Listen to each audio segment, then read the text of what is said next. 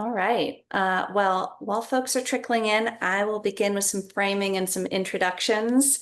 Welcome, everybody. I'm Bonnie O'Keefe. I'm a partner at Bellwether, and I co-lead our work on state school finance policy. And I'll be emceeing today's conversation.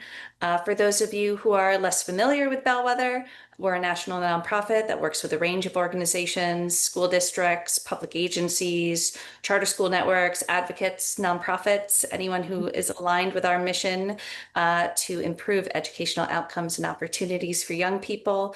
We help them solve challenges, and we also publish reports and resources for the field and host conversations like this one to help everyone out there, leaders, policymakers, those who care about educational outcomes, make sense of challenges facing the sector and work together towards better solutions.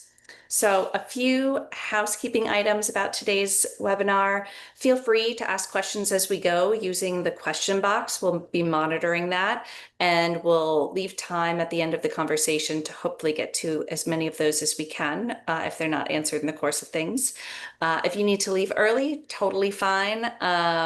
This will be posted and recorded, and we'll be sharing it with all registrants after.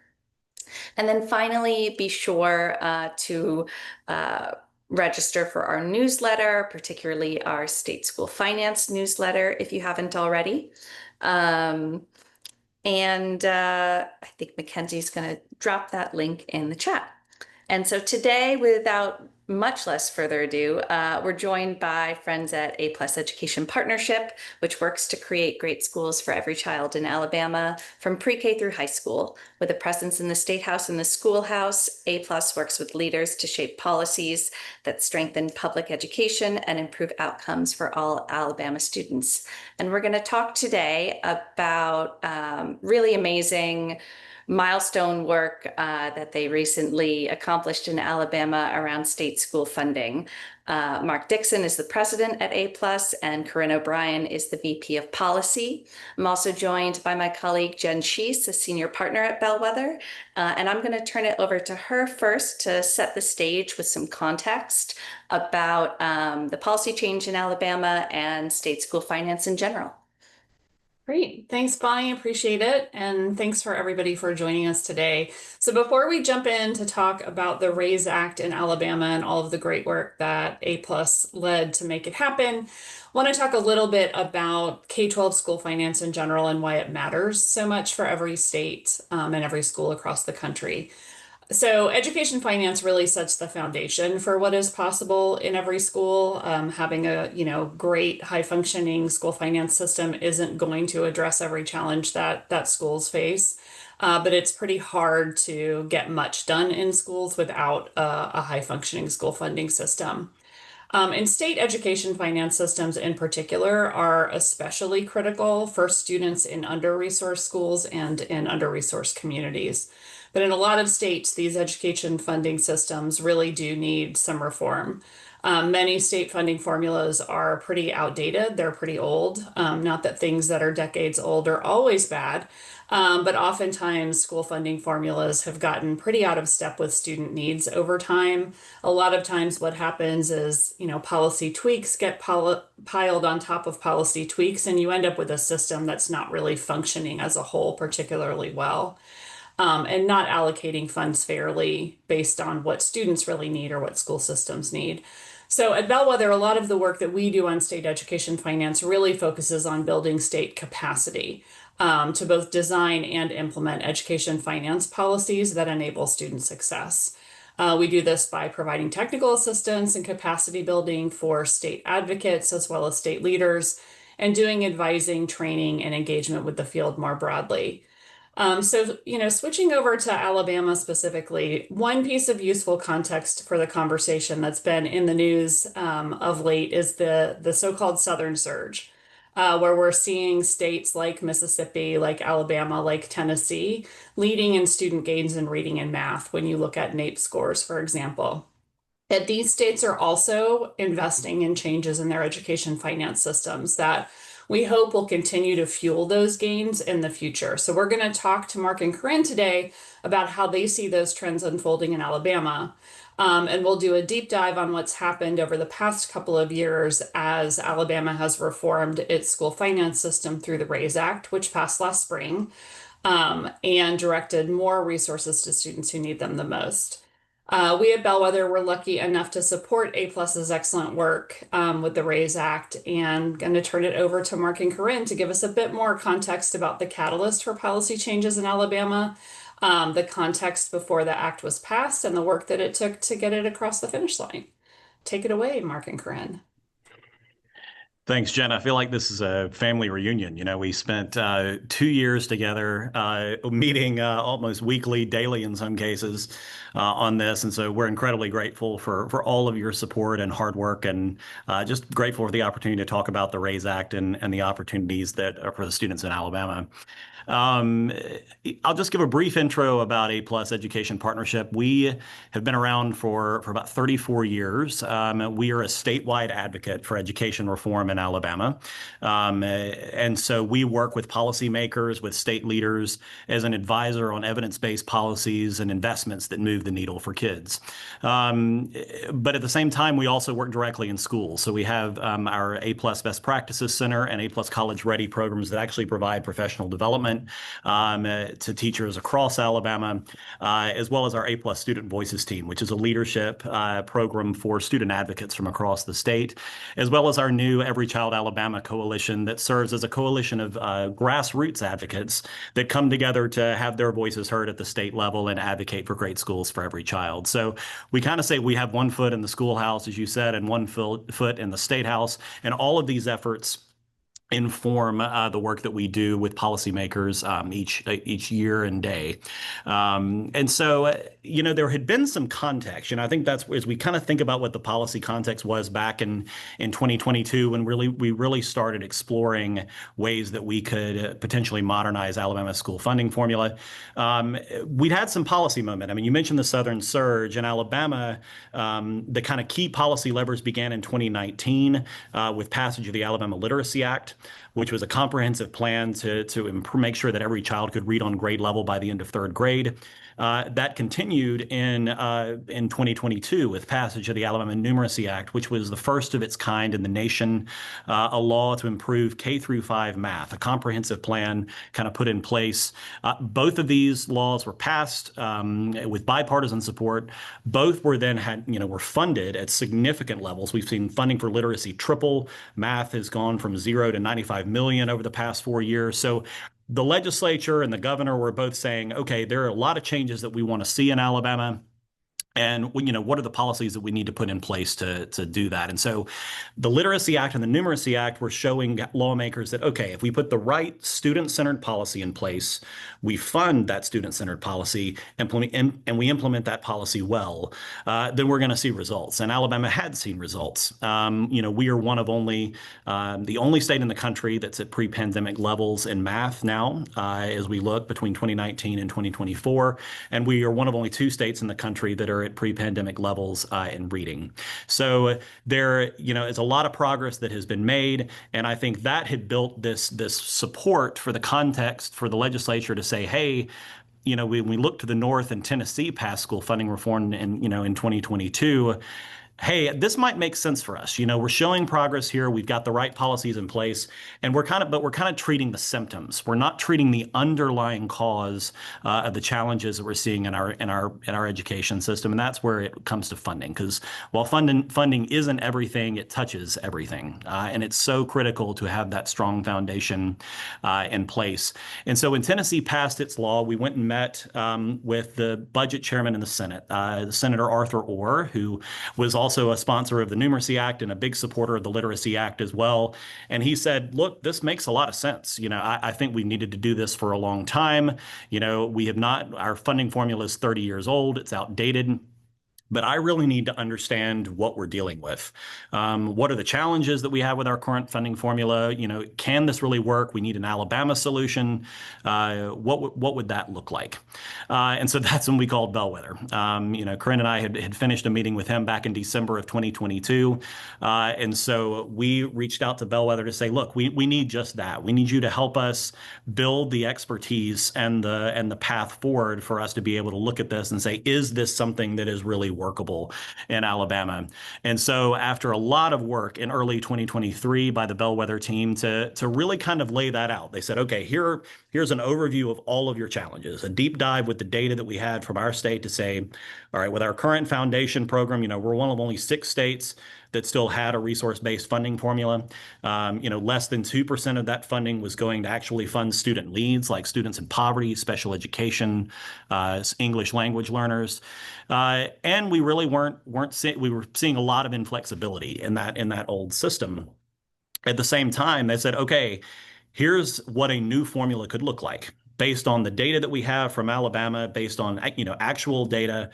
What would that look to basically say this is actually possible? And here are a variety of different ways that you could look at it. Here's ways that you could structure it. And kind of put together that initial draft model. And so we came back and met with Chairman Orr, and he said, okay, this looks really good. Like I can see that, wow, this is going to be tough, but, I believe in this and this makes sense to me. And so he said, all right, it's time to meet with Chairman Garrett, who is his counterpart in the House Budget Committee chairman. And so that really began the conversations in Alabama. Wonderful. Thank you so much for setting the stage there, Mark. And I wonder, Mark and Corinn, once you got to that stage of, okay, like we're taking this seriously, we have an idea of what the problems are, what else needed to be done on your end to really start to catalyze this work and open up the conversation to a broader array of stakeholders? And what kind of factors were you thinking about? Yeah, absolutely. I think there was a couple of things that happened again in the early phases of the work, right? Because we're still in 2023 at this point, right? So this passed in 2025. We're still in kind of summer of 2023 with this deep period of learning internally. We go back to the chairman, as Mark said, had a great conversation with Chairman Orr, who was really fired up about this and said, I think this is doable. Let's take this to Chairman Garrett. Let's see what he thinks, like Mark said. And then with the two of them, we began, with their support, kind of holding meetings with other incredibly important key leaders in our state. So going to Governor Ivey and her team, the state finance director, bringing in our state superintendent, Dr. Eric Mackey, and we had many meetings with lots of key leaders in those early kind of fall, winter of 23, ahead of the 24 legislative session. And we knew at that point that this was likely not going to be in the 24 legislative session. This was probably still a year away, but that these early conversations were critical to building understanding, because this is something very different from the current formula that we had. So we had a lot of kind of context building for these leaders of why this was so important. I think another thing that was really an external factor that we really, was on the table, but it impacted this in, I think, a very positive way, was the fact that Governor Ivey's priority for the 24 session was an ESA bill. And so we knew that was going to be the big kind of key piece of legislation at that session. That's what legislators were going to be thinking about when it came to education. But what kind of came out of that is when our chairmen were on the floor and they were debating the ESAs with the legislature, what was coming out is all of the talking points that we had discussed about why we needed school funding reform. What they were saying is this session, we're going to tackle ESAs, but next session, we're going to come back, or even in future years. And we know there's so much work to be done on school funding reform. So that was kind of like a very positive thing that we really didn't expect. I think it was a pleasant surprise. We'd be sitting in the gallery and hearing these talking points, and we're like, wait, we've been talking about a lot of this stuff. And so that was really exciting. So in April 24, now we're in the 24 legislative session, late April, on the heels of these ESA conversations and the passage of that bill, both the House and the Senate passed joint resolutions committing to establishing a commission to study how we would modernize Alabama's school funding. And that really kicked off the kind of planning behind the scenes to support the work of that commission. So, in partnership with Bellwether, also in partnership with our legislative service agency, which is really the staff for our legislators that help them craft legislation and budgets, we helped our chairman really staff that committee alongside all of these important partners. And that work kicked off in early May and lasted through 2024 until January 2025, which was a critical part of moving this conversation forward. And that commission essentially were our budget committees, so for both houses. And I would say also concurrently happening in the background that was an important factor in all of this was the work of our Every Child Alabama Coalition. But we'll talk about that a little bit later. That was critical, but kind of a different lane of work, but also we think was really important in moving the ball down the field. Yeah, I'd say, as it was moving along with the commission's work is kind of the kind of main event. The chairman were seeing some progress from legislators, a lot of interest. And so they said, we really need a working group alongside the commission that would be made up of state leaders. We mentioned we had already talked to the governor, lieutenant governor, state superintendent, others at this point, but really wanted to bring in all the experts within state government that would be, that are currently responsible for the formula. And then, would be responsible if that funding formula moved from a resource-based to a student-weighted funding formula. And so that was another area where Bellwether was critical because they, were bringing that expertise, that credibility into those rooms to be able to say, okay, based on feedback from them, let's talk about what these models might be that we would share with the broader commission, because the commission had been learning about, the challenges we have with our formula, the difference in the types of formulas and some of those pieces. But the working group was kind of the original group that said, all right, based on all of these different areas, what are some potential models that we might want to see, and how would that have an impact? What are the unintended consequences that we might be looking at as we explore what a funding formula would be, and what are the challenges with funding that formula going forward?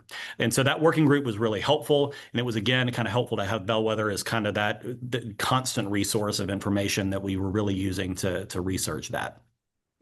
So the commission, as it continued its work, really kind of came down to, this is through the end of 2024, really started to think about, all right, how do we come up with recommendations that would need to be provided. And so this is another area where Bellwether was critical. They helped us draft the report that the commission produced at the end of this process, and that really summarized all the challenges that we had. It summarized what the potential recommendations would be. And really, and this was kind of led by Chairman Garrett, he said at the end of the commission, we really have three choices.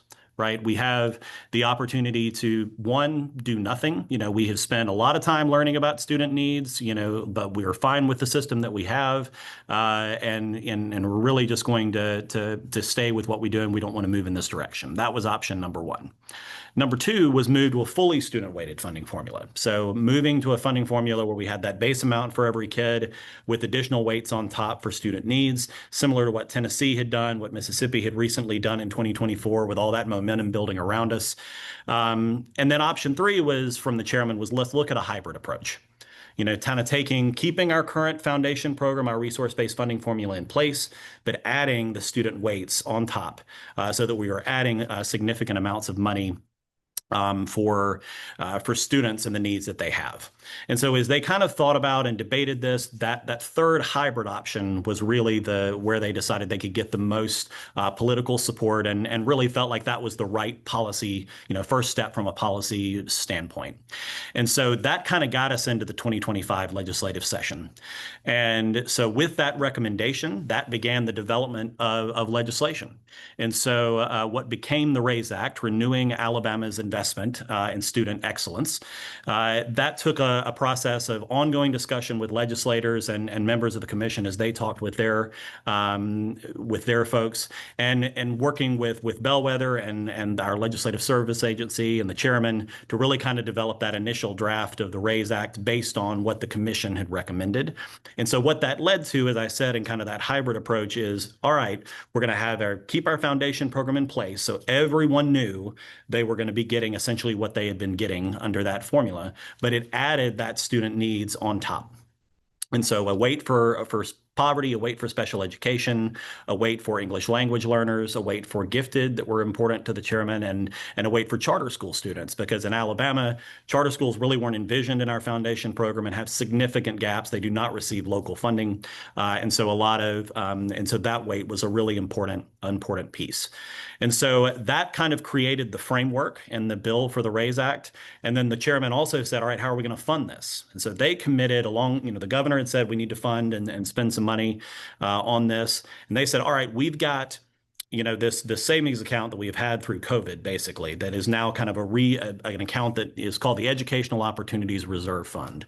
And so they took $375 million out of that fund and they put it in the new RAISE Act fund to fund the first 3 years of the program. They also added what is going to become about $58 million a year out of our existing budget to fund that.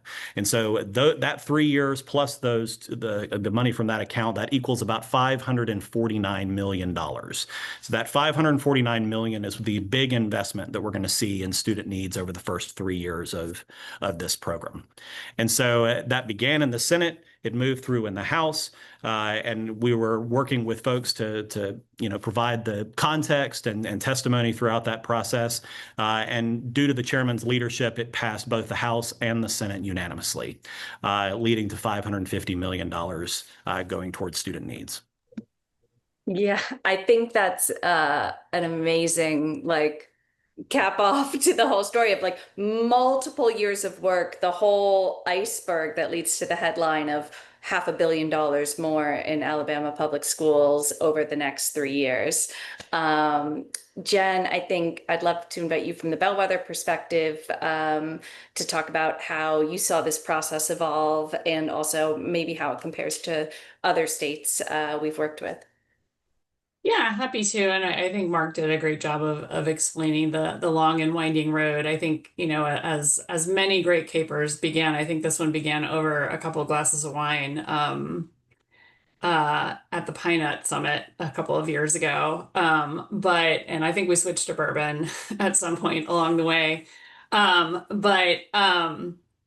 think from my perspective, what's been interesting about this work is just the kind of evolution of our role in this work and the different ways we were able to support. I think looking across the states that we've been able to support in this way, our role is often always very contextually dependent on what's going to be most effective in that state. And sometimes having a third party come in from the outside can be really helpful.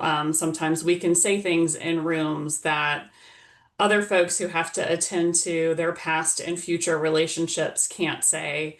And sometimes it's helpful to sort of be able to point at a third party who's bringing research and data. And sometimes it's not helpful. Sometimes, the person coming in from the outside doesn't have the credibility or the relationships to engage. And so I think that in this, over the couple of years that we had been working with y'all, had shifted over time. Sometimes we were, much more in front, and sometimes we were much more behind. But I think that flexibility, and as Mark said, it feels like a family reunion, because I think Alex Spurrier, our colleague who did a tremendous amount of work on this over time, and I went to Montgomery 20 times, I think we counted. Spent a lot of time in Alabama doing various things, some traveling roadshow work.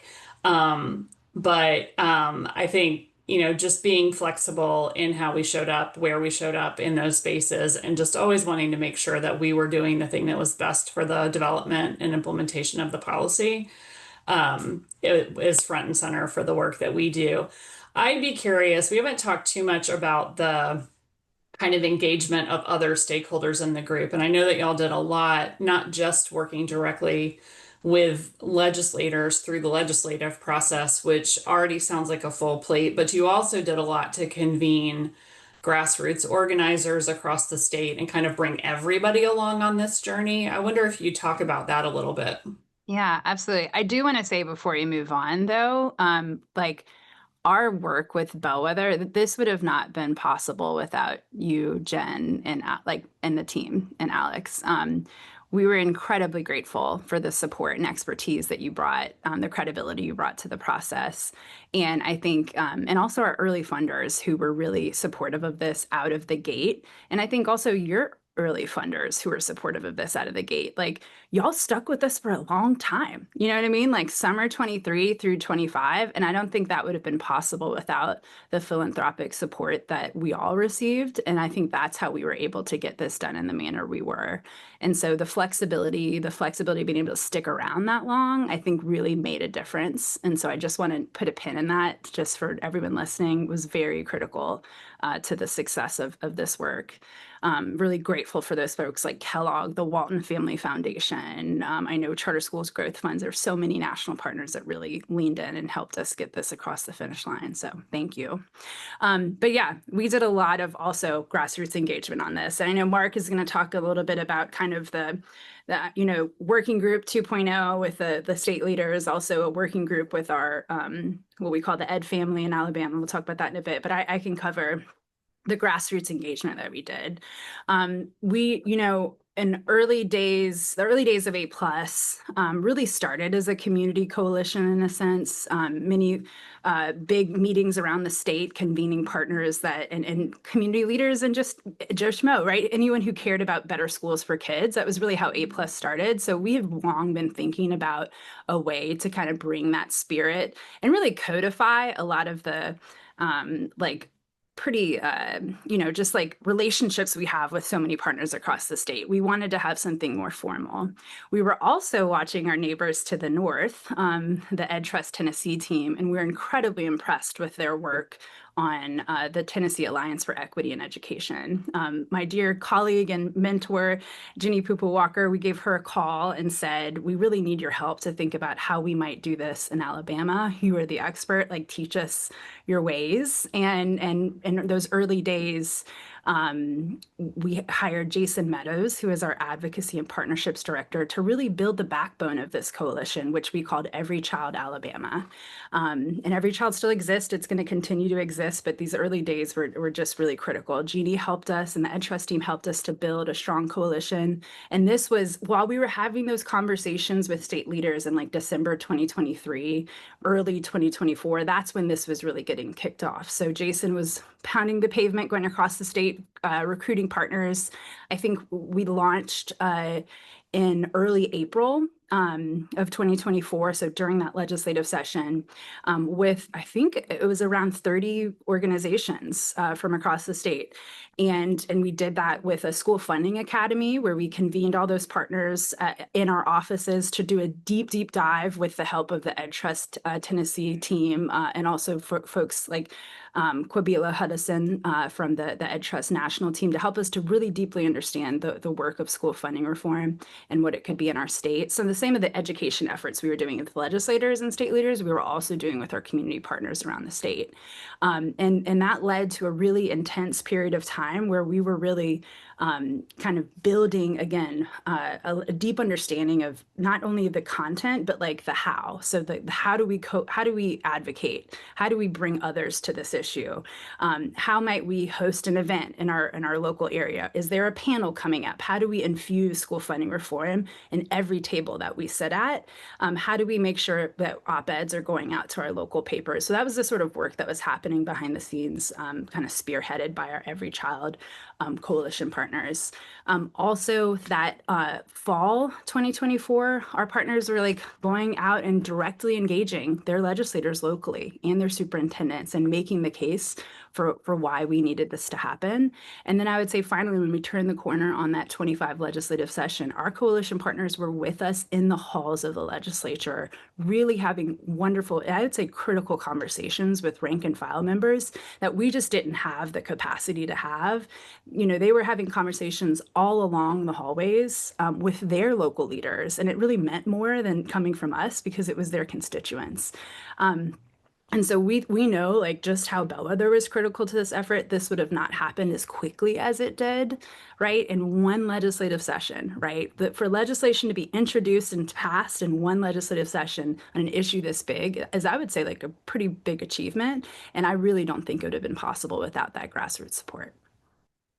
Yeah, I would agree, and I think Corinn mentioned the education family. Our we kind of refer to the ed family in our state as the superintendents, the school boards, teacher, the education association, our council for leaders in Alabama schools. So a lot of folk who are kind of our big education stakeholders, right? And this was a big shift. I mean, this is 30 years of schools being funded in one way.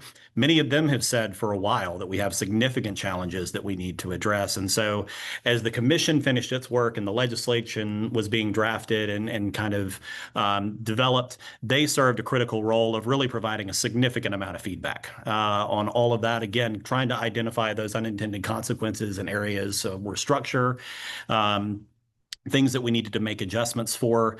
And so, I mean, it was a lot of edits and good edits, in a way to try and make sure that we were getting to this because it was moving quickly and we wanted to make sure that we were capturing as much feedback as possible.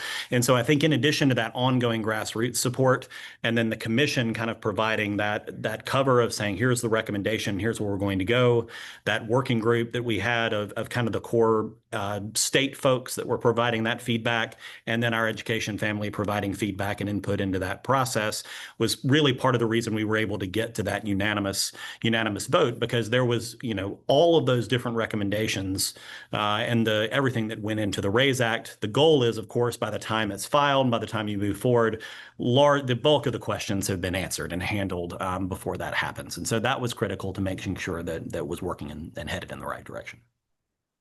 So now that the policy is actually on the books and you all are thinking about implementation and how do you turn this additional funding into better outcomes for kids, see it translate to the schools and students that the funding is meant to benefit, what are you most excited about and what do you think some of the challenges might be?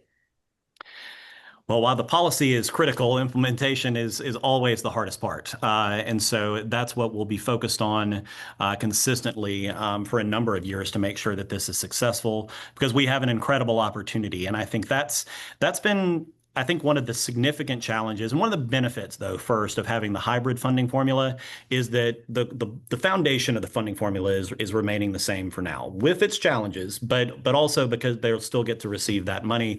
The new funding for the weights for student needs, special education, poverty, et cetera, is mostly new money. And so this is as districts as this pot grows over time, districts are going to be able to learn how to use that more effectively. It also gives us time to educate local leaders and school district personnel on how this is different. I think it's a change in mindset. We with all that inflexibility that our foundation program has, for many local districts that don't have a lot of local funding, the bulk of their funding is state and federal. A lot of those decisions are made at the state level. So by the time they're setting their budgets, that's already done. It's already taken care of. So there's not a lot of opportunity for them to think outside the box and be creative. And so what we hope is we see more of a shift to this flexibility under the RAISE Act. And what we hope long-term is a fully student-weighted funding formula in the future. It's an opportunity for folks to really say, okay, how do I think about this differently? How do I go from thinking about the cost of resources to the needs of students? And how does that change my mindset? How do I make sure I'm investing in policies and practices that are going to move the needle for kids that we know are evidence-based, that are different than what we've done? And I think we're still seeing some district leaders that are saying, well, that funding for EL students and the RAISE Act is really just like this grant program we used to provide. And while, yes, it's funding for student needs, it's actually now based on the number of kids you have. It's more money. It is, and you have flexibility to spend that money in a way that could be beneficial and could be outside of the box in a way that you have it. And so trying to get that mindset to shift, I think, is going to be really, really important. And that's an area where we're going to be pushing. And I will say, I think that's an area where states like Alabama and others that have passed school funding reform, I think that's still an area where partners like Bellwether and others can be really helpful in thinking through the implementation, because what is working in other states and similar districts across the nation, you don't know what you don't know, right? We're trying to do the best we can. We are looking to make sure that we're continually improving. But districts at the end of the day are just trying to support their students, trying to make a difference. How do we provide them the tools and the resources to make sure that they have that opportunity to try something new that may have a benefit for the students they're serving? Agreed. And it's something we're thinking a lot about at A plus, because at the end of the day, our ability to defend the RAISE Act and then to continue advocating for more money to go into a system like this, eventually a whole new student weighted formula is going to be our ability to show results to our legislative leaders. And that means like our districts are really going to have to think, is what I'm doing right now actually translating into good outcomes for kids? And if not, how can I use this opportunity to do things a little differently? And as so many of you that support school districts know, when you're in it and you're head down and you're just getting through the year. So we're really thinking about at A plus how to provide opportunities to learn more about what are the evidence-based interventions, what are the ways that we know are going to move the needle for different student groups. So we are right now in the process of designing a series of toolkits for each. We're starting with 3 of the biggest student groups supported by the RAISE Act. So students that live in poverty, students that have disabilities, and students that are EL, English language learners. And we're going to have toolkits that are available that are going to kind of present what we know, what does research say that works, and then kind of follow up with a webinar series, which is really going to be professional learning for our districts, but also our advocates, because we want our advocates to be prepared when they go to school board meetings across the state and saying, how is this money being spent? Here's what we see research says works. We want to support those folks across the state to ask good questions and to help leaders make good choices. So that's one thing we're thinking about. I think another thing we're really excited about, and y'all know that I talked about this all the time, Jen, I talked about this all the time, is our unified application that was kind of tucked at the end of our bill. So this was inspired by the Louisiana Department of Education, tackled this, I think, probably a few years ago at this point. What they realized is district leaders were submitting 200 plus state and federal grant applications that all had different narratives required, different goals required. It just really siloed the decision making that was happening around how resources would be spent. And really, they collapsed that all into one application. So a district would submit one application with one set of narrative and goals kind of driving towards how are we going to really create change for kids. And we're going to be doing that here in Alabama over the next couple of years. That's going to take some work, and it's going to be a real different way of our State Department, a way of thinking and operating for them. But I think it's really going to move the needle behind the scenes. Jen, I'd like to invite you for some reflections on what's unique about the Alabama story from your perspective.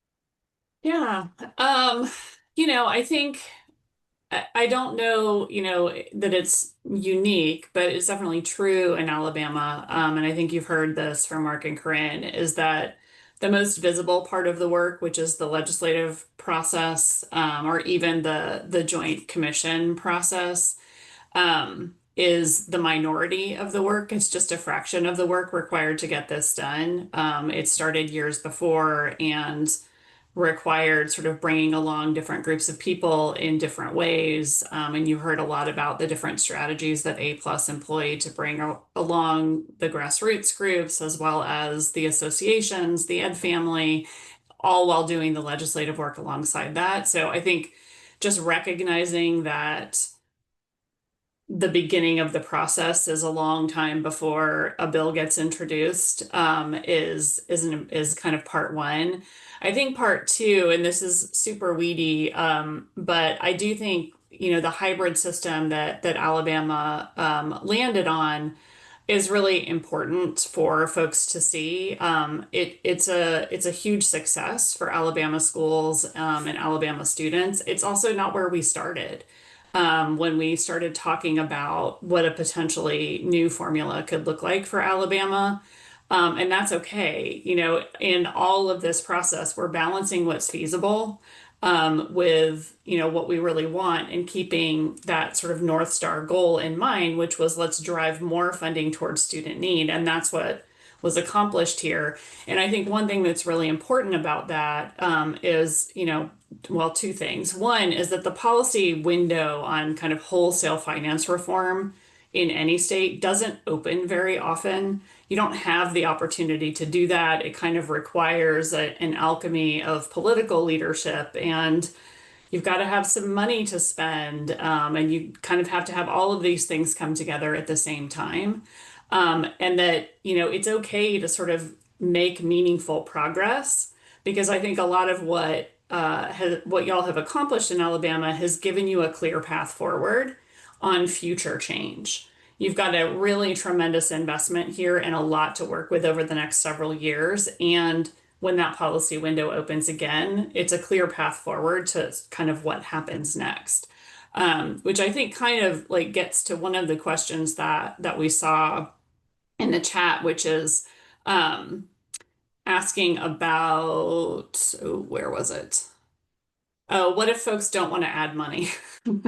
um, which is an issue, and I think is going to be increasingly an issue over the next several years. I don't think we're expecting that states are going to have the surpluses in revenues that they've had over the past several years for a whole range of reasons. But I do think, like, just because you may not be able to sort of do the big, wholesale reform of your school finance system doesn't mean that you can't make meaningful progress towards pushing money and allocating money in ways that are more fair and recognize the needs of students and communities. And that can be done with lower levels of investment. Now, Alabama did have money to spend and did make a huge investment, but just, where that's not possible, I think there are incremental moves that can be made to improve systems over time. And Mark and Corinn, I would love for you to add on what lessons you hope Alabama offers to other states, state leaders and advocates who might be interested in reforming their own state school finance systems. This work is hard. It's no coincidence that most states only truly dig into it every couple of decades, though arguably those systems should be fresher more regularly.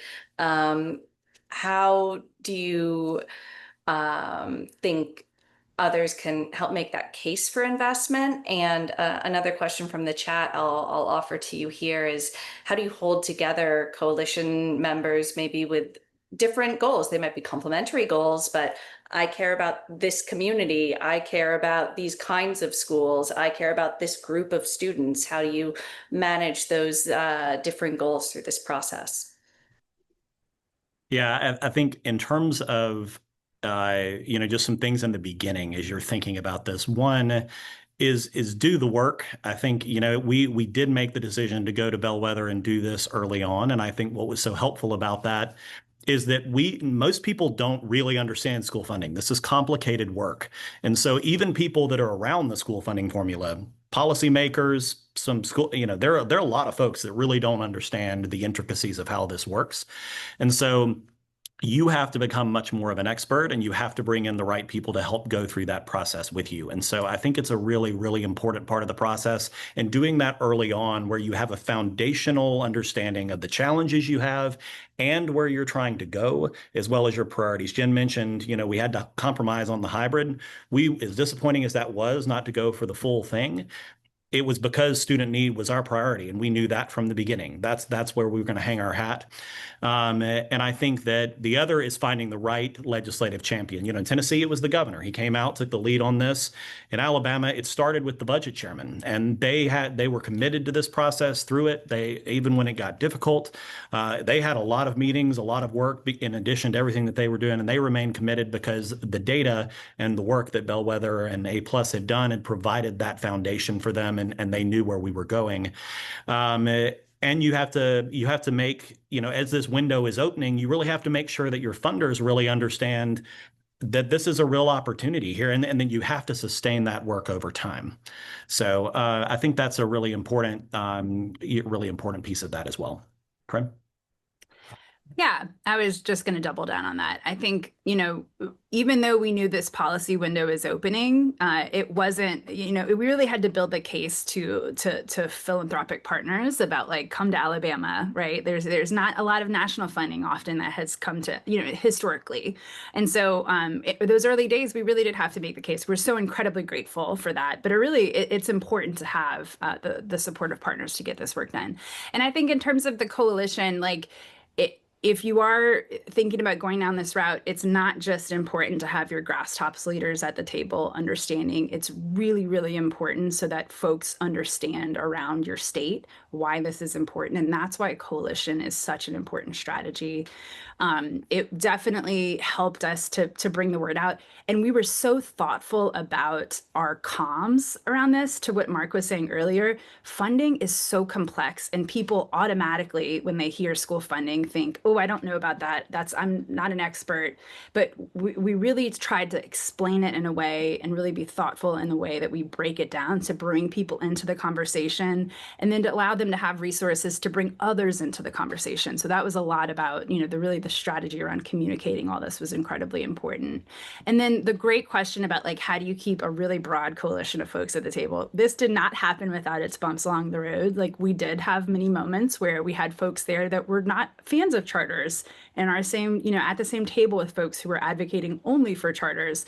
And there were moments that were tough, but at the end of the day, what we had to do is bring it back to like why we are here. We are here for every kid in Alabama to have a great opportunity to go to a wonderful school, and kind of bring it back to those core values. A lot of times what we said, Jason will say this all the time when you hear him talk about this work, it's we agree on the 80%. There's 80% of things we agree on. There might be 20 that we don't, but if the 80% is going to hold us together and keep us going down the road, that's where we're going to focus. That was a great question. Thank you all. Well, I'm going to try and pull in some questions from the chat. If you haven't yet asked your question in the chat, or you have a burning question, feel free to drop it in there. I might remix some of these so that we can get to a lot of these topics, or as much as we can in the time we have. The first one I'm going to ask about, Mark and Corinn, is related to implementation. There's a question about what is the plan for funding after this initial 3 years where things are committed? What's the revenue picture looking like in Alabama? And how are you all thinking about the phase-in structure in the RAISE Act? Because that's another unique piece, that the law allows for kind of an up to weight that might not be initially funded. So how's that play into how you're monitoring implementation?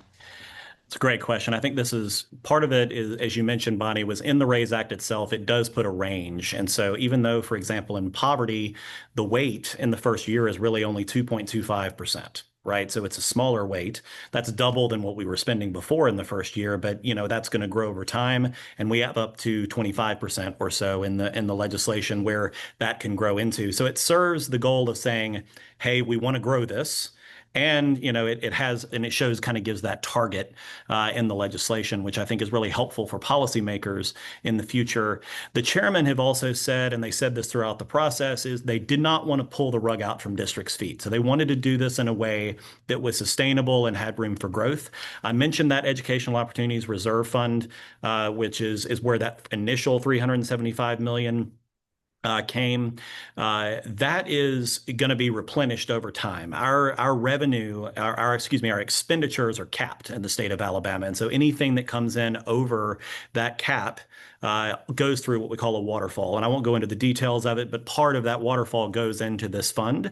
And so additional funding can come out of that over time. It's not just a one-time savings account, plus additional money from the existing education budget itself. So it's growing and sustaining that work over time. And that'll continue to be the conversation we have with them. We're not going to wait for 3 years to have that conversation. We'll be continuing to talk, already having those conversations now about what that looks like. But that's really how we want to make sure that we can grow and sustain. And we've had good success in Alabama when we invest and do this in a way where we can guarantee the quality over time. And so I think that's a really important step.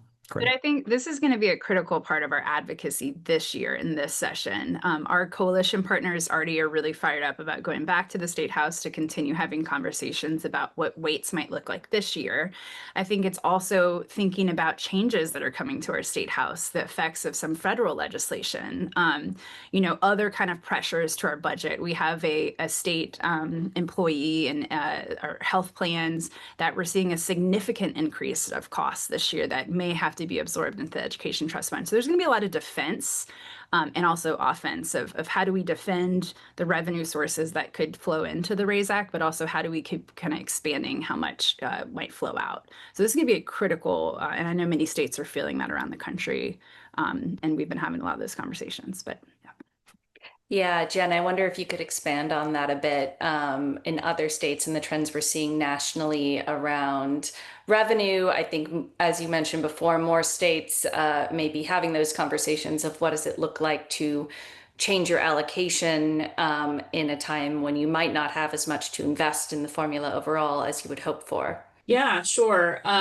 So, I think the revenue picture, I think flat and stagnant are the two words that I've seen most often when looking at revenue projections across the country. And there are some pockets where we have states that are still seeing growth, but over the past several years, we've seen a lot of tax cuts at the state level, and that's kind of now filtering through a little bit of a more sluggish economy that is not going to, be filling those rainy day funds or those surplus funds in a lot of states' coffers in the near future. So we are looking at, the potential need to cut, and there's some other budgetary pressures coming down with changes in federal policy and various and sundry other things. I think one thing that's important for education advocates, state level advocates in particular, and state leaders to be thinking about now is if we do have to tighten belts on state formula funds, how are we doing that in the way that is most fair? The students who benefit the most typically and rely the most on state funds for their education are our highest need students. And our communities that rely most on state funds tend to be our highest need communities. So, I think one of the things that we saw in the Great Recession was, the popularity of the across the board percentage cut. It sounds really fair when you say everybody's going to take a 5% cut in their state funds for education. But if you are a district that gets 90% of their total funding from the state, compared to a district that gets 10% of their total funding for the state, that 5% looks really different and has a really different impact on what you're able to do for students. And so, as we think about what might need to happen as states are grappling with really challenging budget trade-offs over the next few years, how we are making those cuts and how we are ensuring that those are fitting with the goals that we have for our funding formulas, directing money towards student need is really critical, and is like potentially an opportunity. I hate to call it an opportunity with such a grim run up, but to make some changes in a funding formula that do direct resources more fairly towards need, out of necessity rather than sort of largesse. But, it's definitely the less fun way to do school funding reform, but it can also help, soften the blow of cuts when they are necessary, because we know that, states can't print money.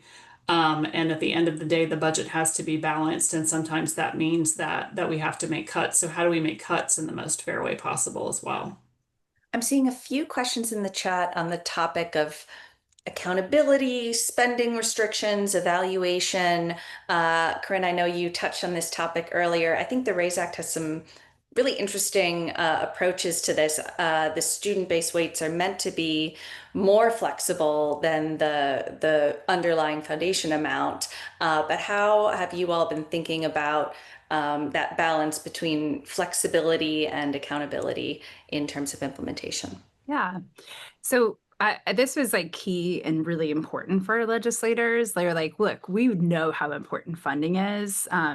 We know, especially for our students that have the greatest needs, we want to flow money towards these students and want to support them. And we want to see results, which I think is reasonable. And so they built in, I think we're really thoughtful about how to build in accountability into this bill. There's a very long runway. I think it's not unreasonable. I believe there's a couple of bodies that were kind of established in the law. One was a group of legislators and state leaders who would come together, and I believe it was 5 or 6 years, Mark, I'm looking at you now, 5 or 6, that they would come together and look at the legislation and say, do we still feel like the legislation, say that again? 3 years.